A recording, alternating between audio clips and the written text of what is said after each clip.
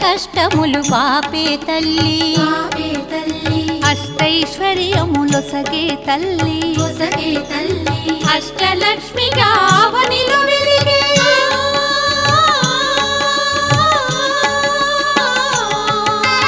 అష్టలక్ష్మిగా అవనిలో వెలిగే విష్ణు మనోహరి కరుణా సాగరి శ్రీలక్ష్మి పూజకు రండి సిరి సంపదలో సగే ధనలక్ష్మికి సేవలు చేయండి